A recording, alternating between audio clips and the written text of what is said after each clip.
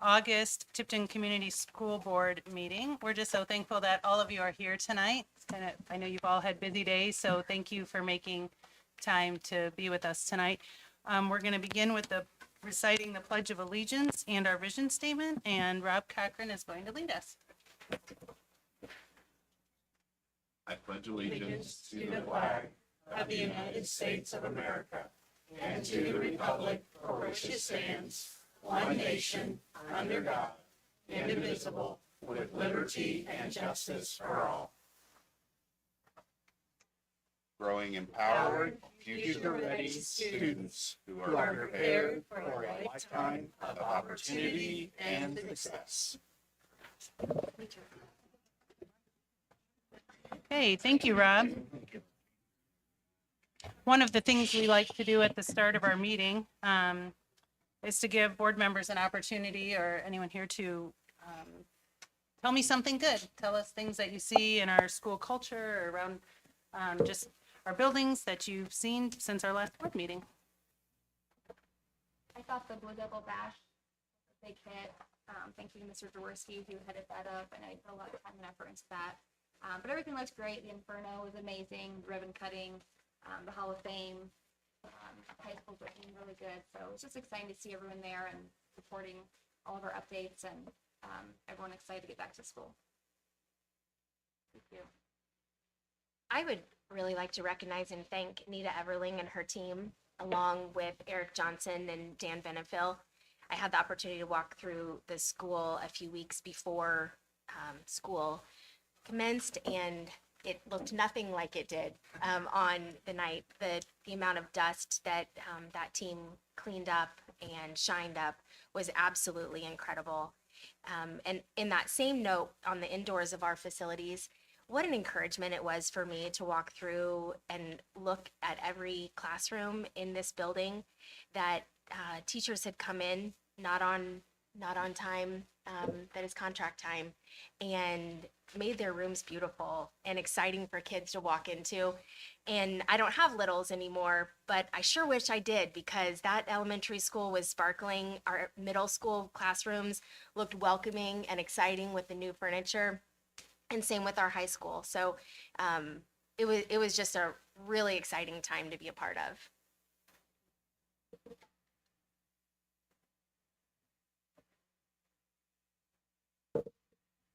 One thing I wanted to mention tonight was, I don't know, maybe just a couple weeks before school started, our administrators have been working on our strategic plan for our upcoming 3 years, and then the board was invited to come and just hear from them. And I guess I just wanted to recognize how much time and effort goes into that, and how thankful I am.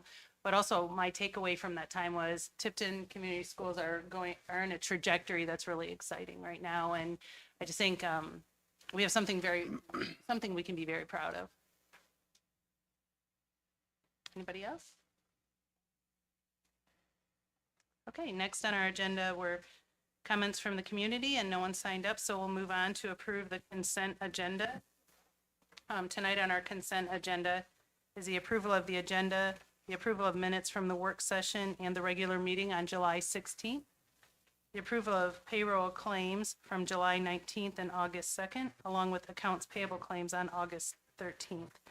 We need to approve the personnel report, approve some field trips for the SOAR FFA camp, the fire FFA camp, and then also approval of some donations to the Inferno, the Blackbaud Giving Fund, My Closet, the Pre-K Sensory Tables Grant, and the Middle School Weather Unit Grant, and Summer Academy. I need a motion and a second to approve the consent agenda items. I move to approve the consent agenda. Second. Are there any questions or comments? Okay, all those in favor signify by saying aye. Aye. Opposed? Okay, thank you. Okay, tonight on our personnel report, for certified staff, we have the resignations of Marley Light as the art teacher at the middle school and Anthony Richard as the 6th grade English teacher at the middle school. By way of recommendation, Kara Conger as the guidance counselor at the middle school, David Buxton as the 5th grade teacher at the elementary school, Megan Pax as the art teacher at the middle school, Emily Byers, 6th grade English teacher and reading interventionist at the middle school, Esther Miller as the 8th grade ELA teacher at the middle school, and Kim Warner as the German teacher at the high school. By way of reassignment of duties, Nicole Oliver at the elementary school will be going from the 5th grade, as a 5th grade teacher to a special education teacher. For classified staff, we have the resignations of Quentin Bell as a technology assistant at the middle school, Janet Todd as cafeteria worker at the middle school, and Kathy Spooner and Tracy Michael as cafeteria workers at the high school and middle school, respectively. Tonight, recommendations for classified staff is we have Deborah Jenkins, Brady Burns, Alicia Heiser, Jenna Toll, and Victoria Knight, who will all be cafeteria workers at the high school. Madison Hook as a kindergarten special education paraeducator at the elementary school. Michael Wheeler as a technology support technician at the middle school. Kim Warner as the treasurer of the high school. Jamie Dunlap as the special education paraeducator at the elementary school. Also Sarah Wolf in that position, and Larry Murdoch as the full-time substitute teacher for the corporation. Reassignment of duties for our classified staff, Jerry Smith as the bus driver from the Damar route to the Taylor route. We have in ECA staff, we have the resignation of Melinda Fernang as the junior class sponsor at the high school. Matthew Riley as the 6th grade boys basketball coach. And lastly, recommendations for the ECA staff, Scott Leffler as a new teacher mentor as the elementary school, Emma Long, Melinda Fernang, Kim Warner, and Diane Butler as junior class co-sponsors. Megan Pax is the World of Creativity sponsor for the middle school. Kelsey Mitchell as the 7th grade volleyball coach, and Alexis Farinella as the 8th grade volleyball coach. Thank you. Okay, next on our agenda is the superintendent's report. That's you. Okay, annually, the state requires us to review. I thought I was on. To review our evaluation policy. So that's what we're going to get ready to do. And we're going to talk a little bit about evaluations and just kind of the results of the evaluations from the 2023-24 school year. So this is just the data, and I've shared the data for the last few years just so you can kind of see some trend data over this. In 2019, 2020, this was our annual results and the percentages of highly effective, effective, improvement necessary, and effective. I don't have this broken out by school because this was on an older program that I didn't have access to. So somehow I got this. I don't even remember when and how I got this 5 years ago. But anyway, so that's kind of our baseline. So 2020, 2021, taking a look at those percentages, 56% of our staff rated highly effective, effective 38%, improvement necessary 4%. And then you can look at the different numbers throughout each building.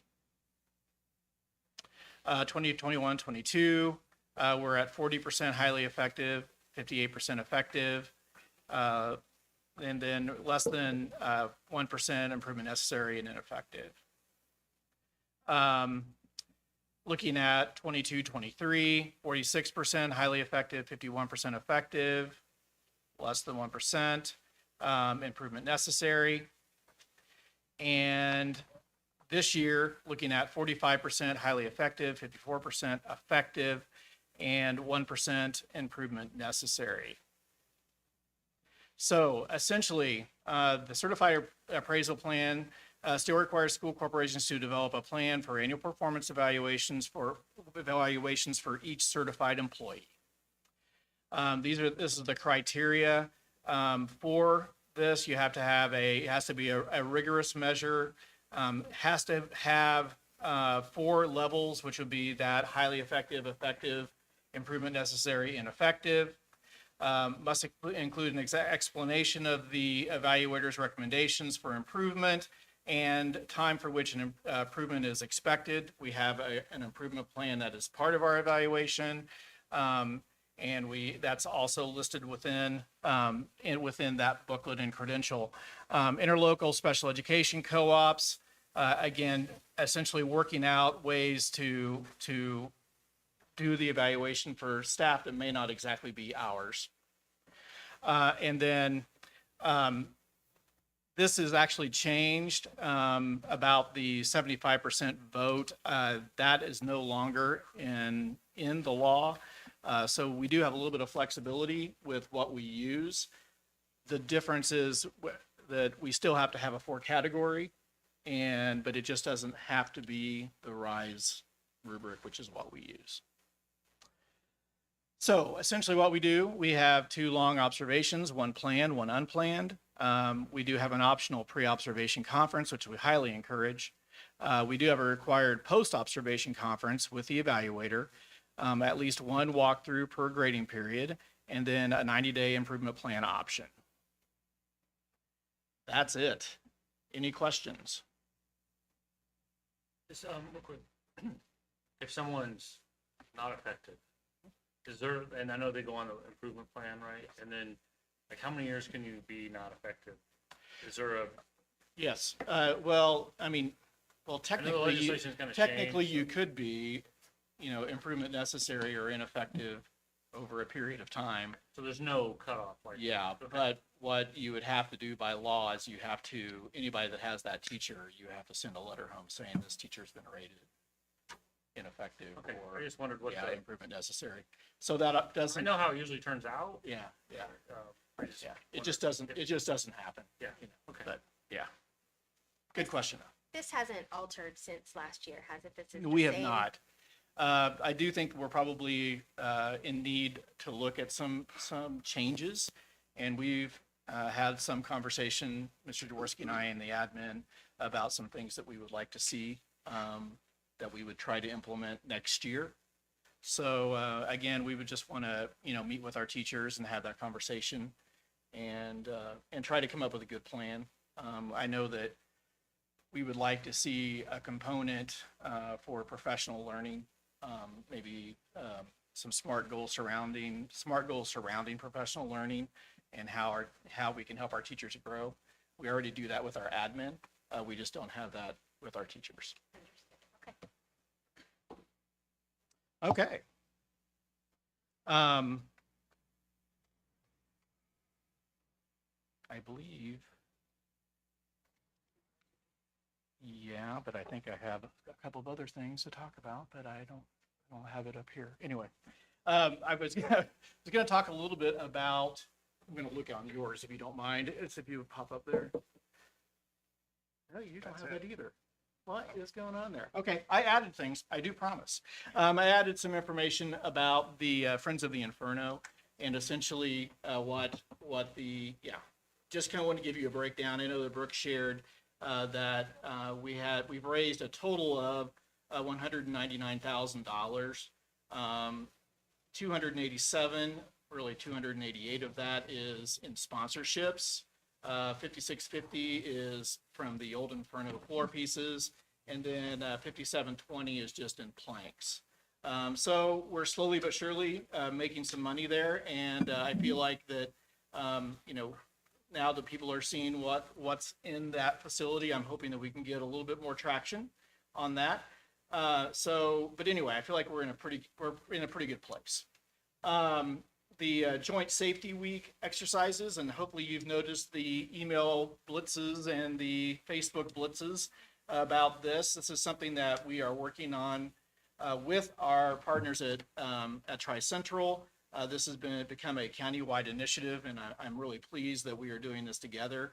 Again, I think that these kind of cooperative activities really do make for a safer and smarter student and a more safety conscious community. And last but not least, the budget. We are still waiting on assessed evaluation.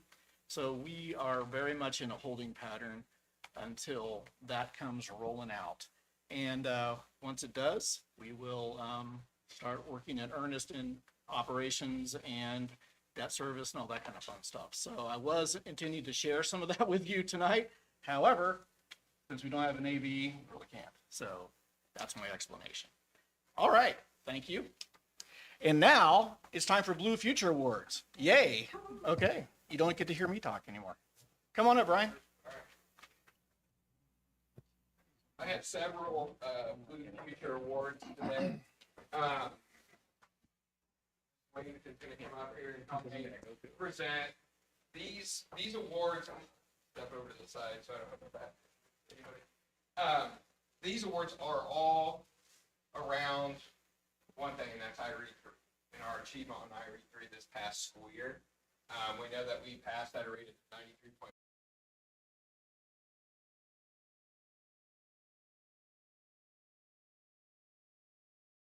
Than it was the previous year.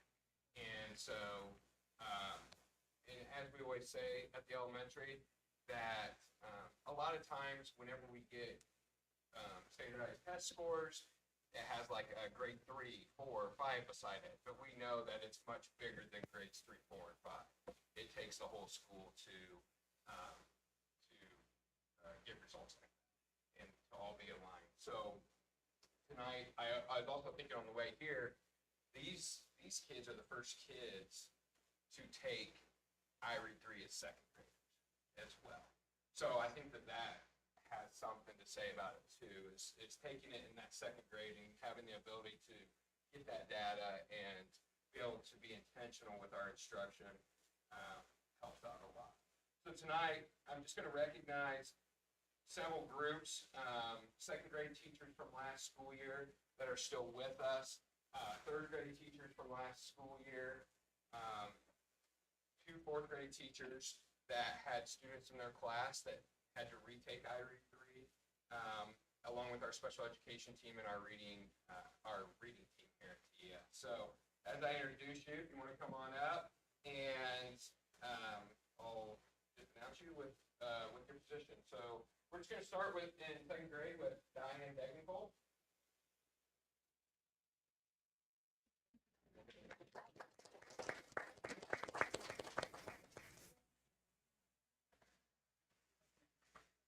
Stay up here now.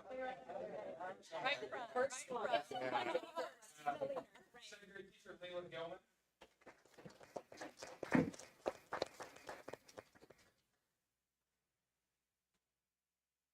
Second grade teacher Kelsey Mitchell.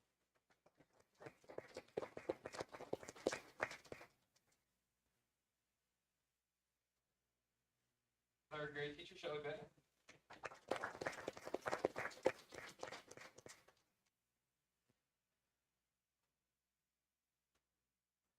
Third grade teacher Monica Ritt.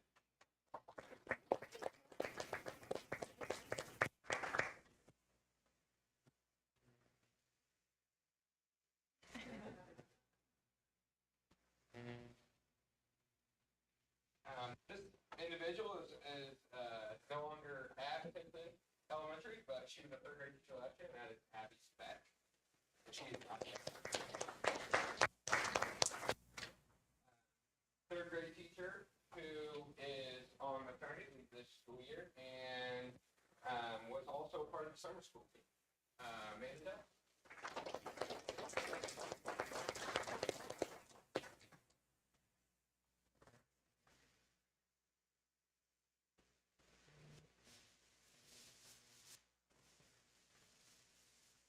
Fourth grade teacher Jennifer Mark.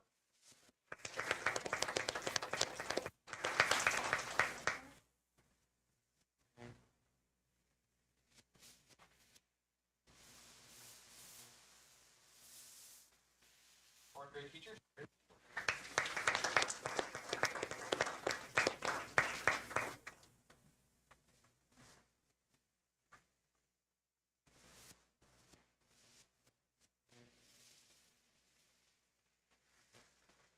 Third grade teacher this year, and she was a part of our summer school team, Taylor Saint.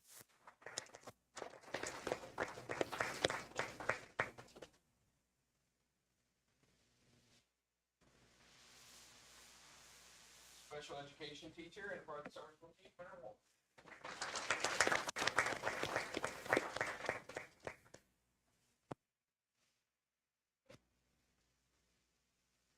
Special education teacher, Christina.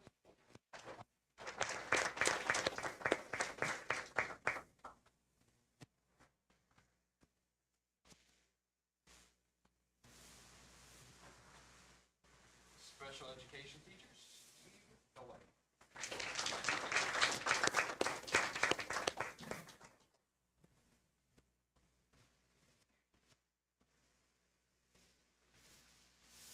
Reading specialist and a part of the summer school team, Jessica Higgins.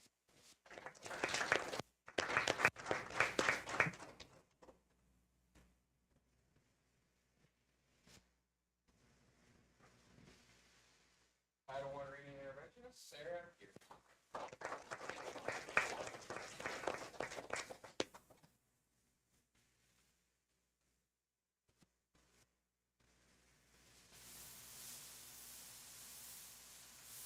And Title I paraeducator, Stephanie.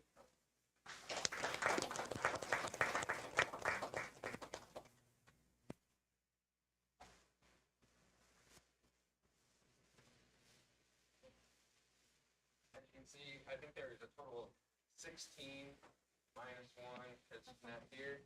That's a lot of collaboration and coordination to be intentional with our instruction to get the results that we get. And this team, this is a strong team, and this is just part of our elementary, and we're just very blessed to have every one of you.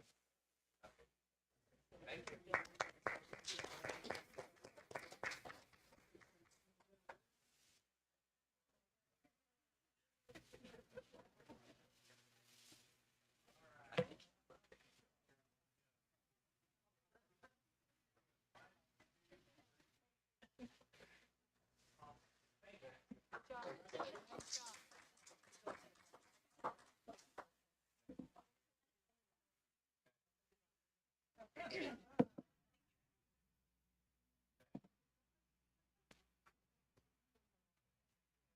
So I don't have 16 people tonight. I've got 3, and one of them couldn't be here this evening. But come on up.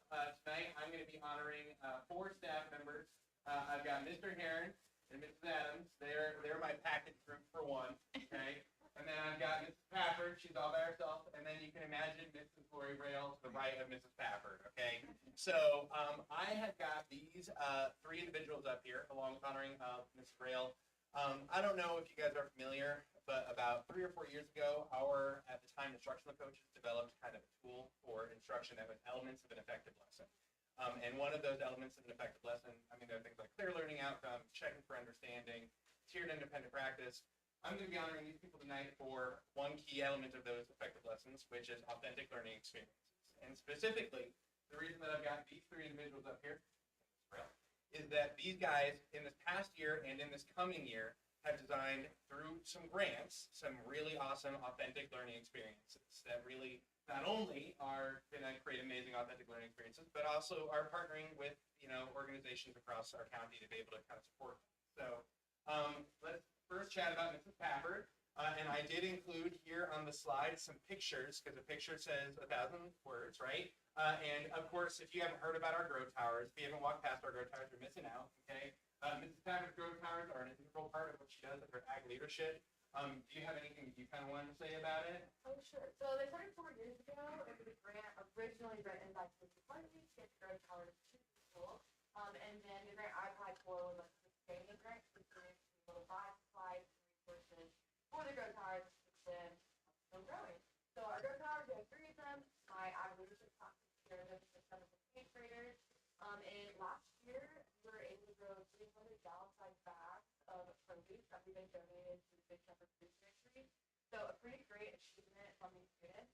It's pretty amazing. They just do it on their own.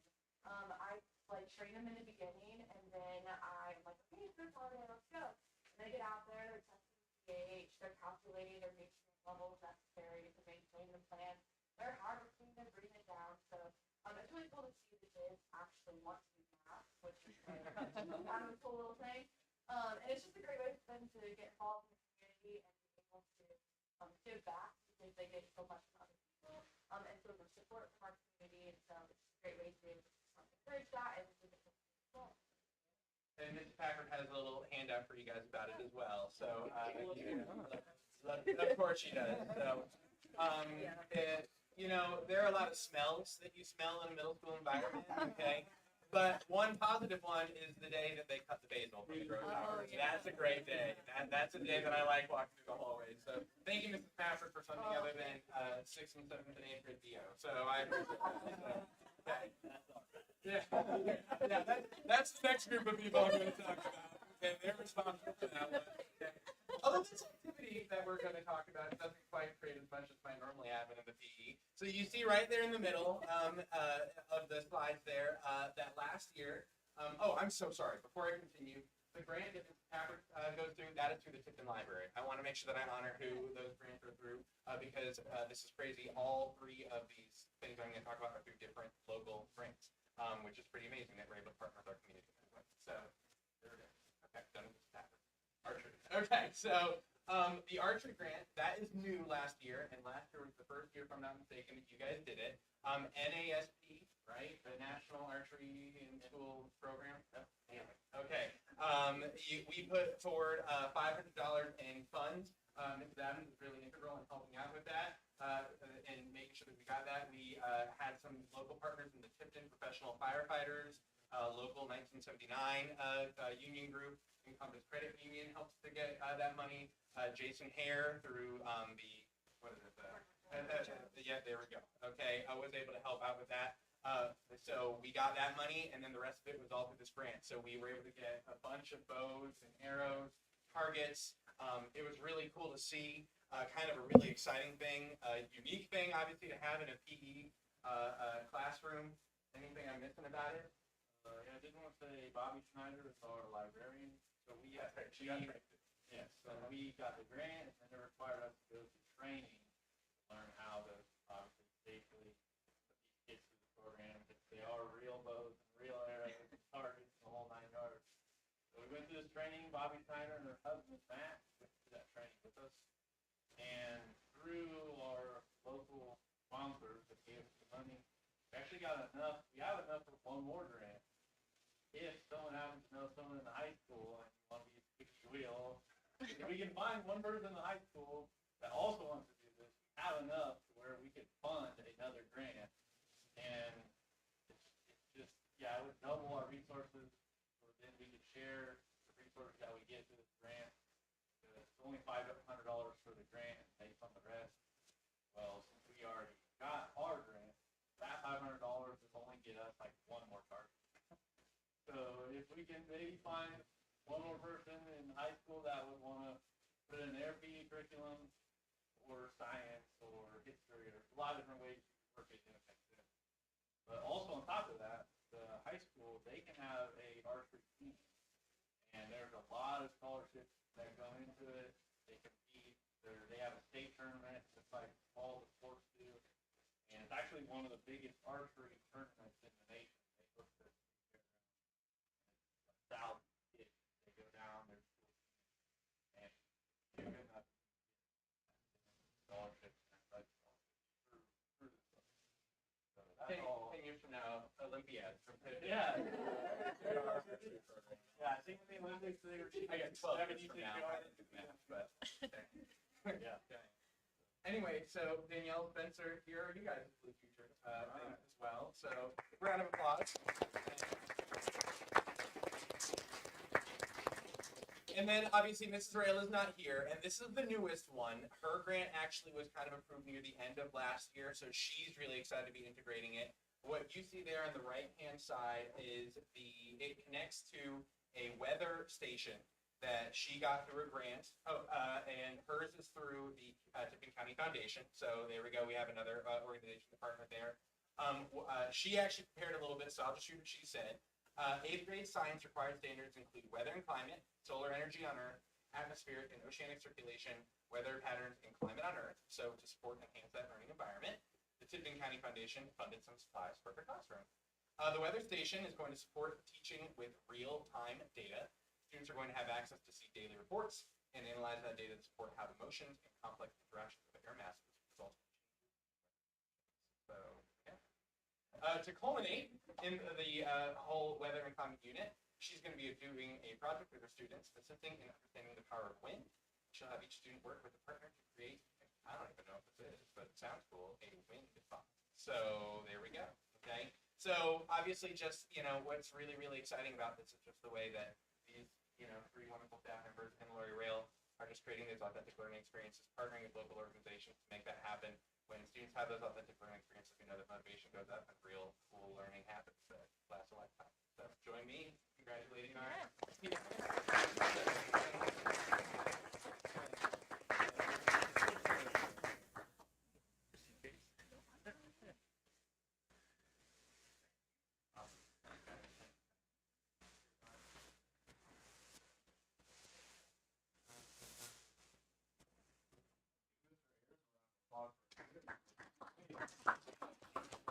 I know what a win box is. Tipton High School, we also have our Blue Future Award for this evening. We don't have like cool things we're going to talk about or like outstanding data or results, but I do have a Tipton High School legend that we're going to represent. So, Mr. Henderson, if you'd step up.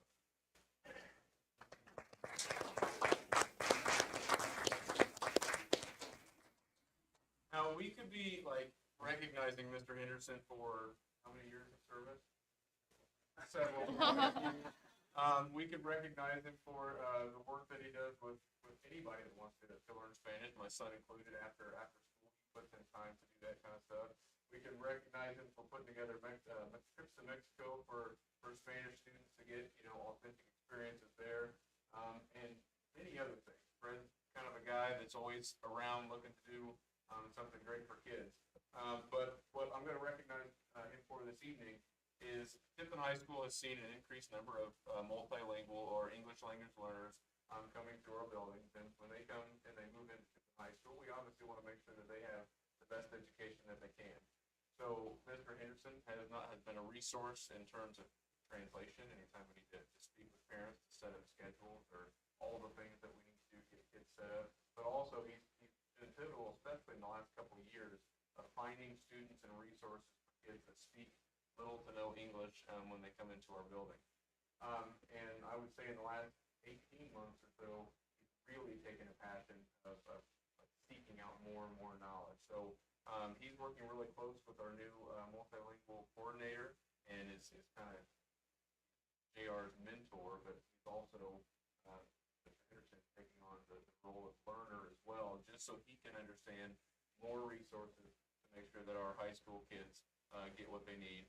I know that his experience with the language and culture is going to translate not just in high school, but it's going to be something that benefits kids K-12 and people work. So this Blue Future Award goes to Mr. Fred Henderson.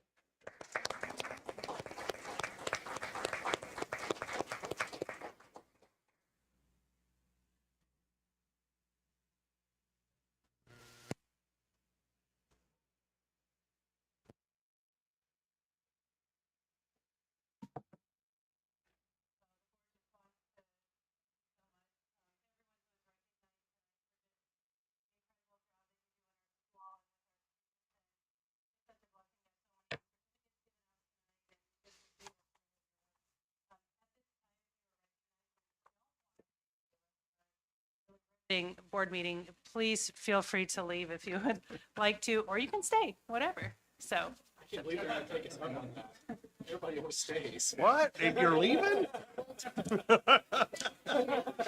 What? Can't believe that.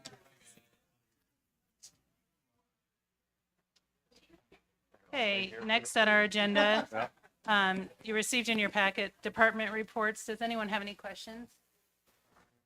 Okay, Hey, no, I have one quick Go ahead, question. please.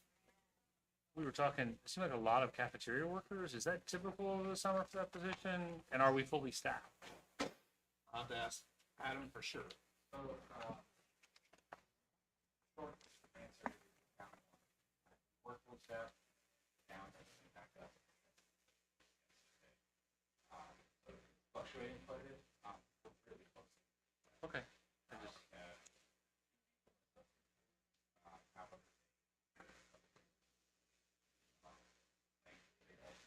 But the dates they chose, so it's a little bit of but answer the question. Normal, I would say probably.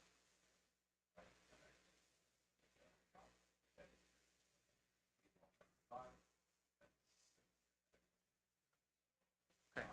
they're just names, you know, so I don't know their stories and whatnot. I just wanted, it seemed. Okay.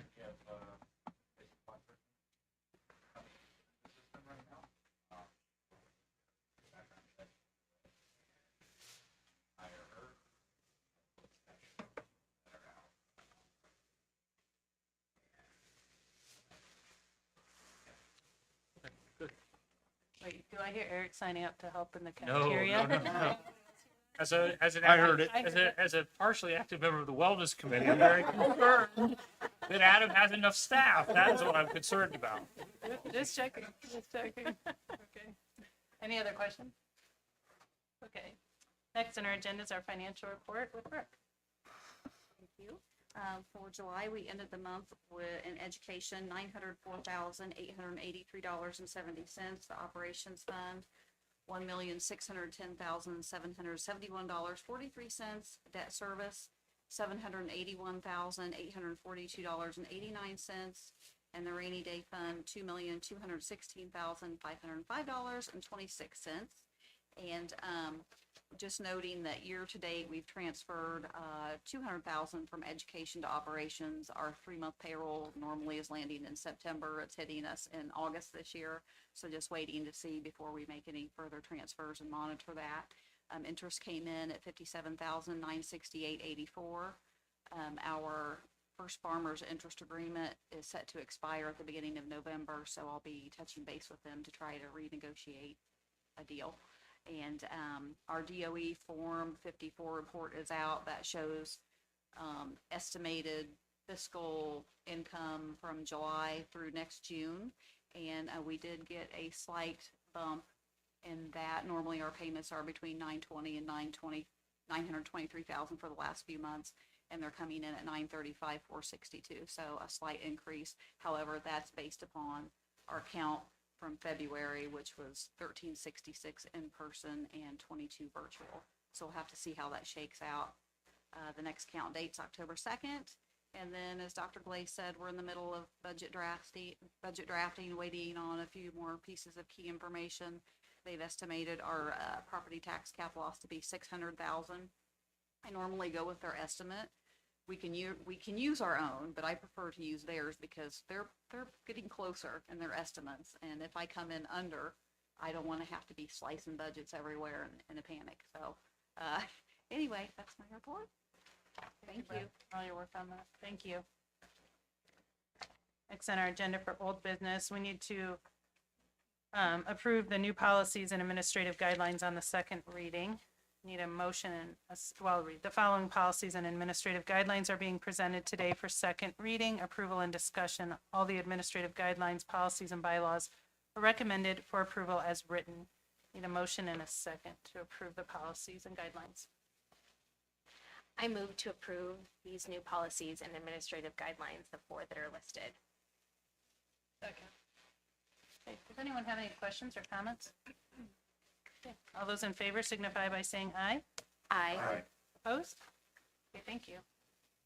For new business tonight, we need to approve the 2024-2025 Certified Appraisal Plan. Annually, the Board of School Trustees must approve the Certified Appraisal Plan. The appraisal plan meets all the criteria outlined by Indiana State Code 20-2811.5-4. There are no changes in the plan from the 2023-2024 plan. Need a motion and a second to approve the plan. I move to approve the 24-25 certified appraisal plan. Second. Are there any questions or comments? Okay, all those in favor signify by saying aye. Aye. Opposed? Okay, passes. Next, we are going to approve the Teacher Appreciation Grant Language, PO 3220.01. Each school corporation must readopt policy regarding distribution of teacher appreciation grants. This policy is unchanged from last year. It is recommended the board readapt the policy as written. Need a motion and a second to approve the grant language. I move to approve teacher appreciation grant language policy 3220.01. Any questions or comments? All those in favor signify by saying aye. Aye. Opposed? Does anyone have any other matters to come before the board this evening? Okay. The next, just a reminder that the Personnel Business Affairs Committee will be meeting September 16th. Also on September 2nd is Labor Day. There will be no school. Hope you can all enjoy the Pork Festival on September 5th through the 7th. And our next meeting is September 10th. September 11th, our students will not attend for a professional development day. And then on September 16th, I already mentioned the meeting. So just by way of information, included in your packet was the extracurricular balances at the end of 2023-2024 school year. Did anyone have any questions or comments on that section? Okay. And at this time, I need a motion and a second to adjourn the meeting. Second. All those in favor signify by saying aye. Aye. Opposed? Okay, thank you everyone for joining us. Have a good evening.